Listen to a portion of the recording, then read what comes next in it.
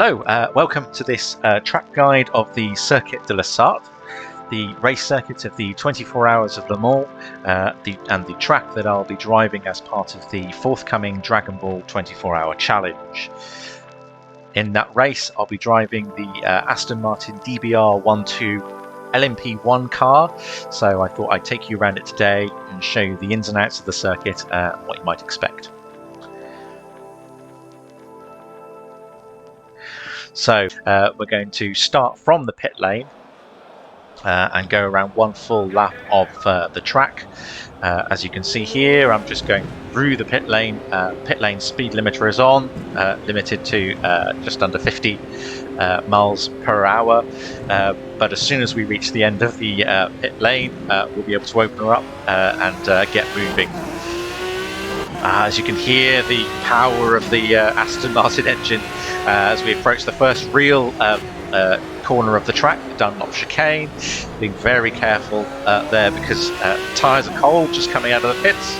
And then as we travel through the S's, a right section, being just very sensitive and making sure to keep the car on the track and not spin out the cold tyres.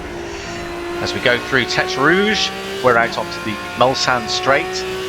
This is in normal life a public road. You can see the road signs by the next to the track on the right hand side there, which means it's very bumpy. Not an ideal race surface for a race car. Very bumpy, used all year round by regular road vehicles in the Mans area, and so quite a challenge. As I'm going through that first chicane, you can sense a bit of oversteer. The car wanted to slide out from underneath me, but managed to keep it on there. In between the two chicanes, we're just opening back up to top speed around 300 kilometers an hour, about 185 or so miles per hour. As we enter the second chicane, the left-hand chicane, these chicanes were introduced in the early 90s after a number of accidents on the Mulsanne Straight due to the high speeds. So they're there just to control some of the speed of the cars and keep those long duration high speeds down to a minimum. Just coming out of the straight here, we're turning on the right hand kink and into the Mulsanne corner down to second gear. A little bit of a slide, a bit of a lock up as we went through there, but relatively tidy. Now we're onto the back section of the circuit. It's not quite a straight. There's one or two right kinks before we get into the Indianapolis section, but still very quick.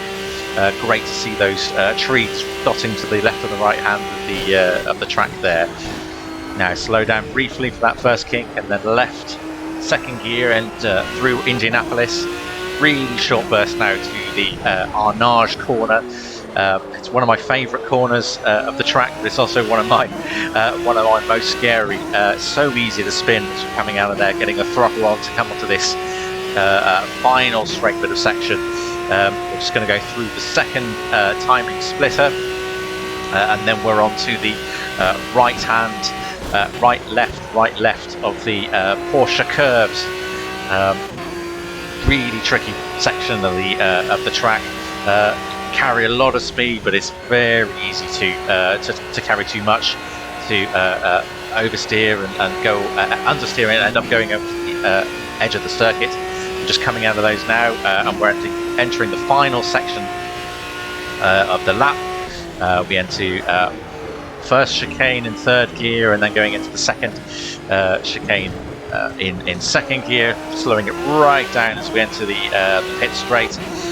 This paddock area full of spectators on the day, and it's amazing to be there at night time, see all the lights. And as we just go through the first right-hander and back into the Dunlop chicane, that just about brings us to the end of a single lap, going under the Dunlop bridge. A bit of understeer there, went wide, but hopefully that gives you a bit of a sense of the track itself. And we're going through the S's and back out onto Tete Rouge, through Tete Rouge here, a bit wide on that last one. just taking out onto the Mulsanne straight again. That rounds up the track guide for this time. I hope you can join me in a few weeks where we'll be doing this for a whole 24 hours, raising money for Hampshire and Isle of Wight Air Ambulance. I hope you can join me, and thank you for listening.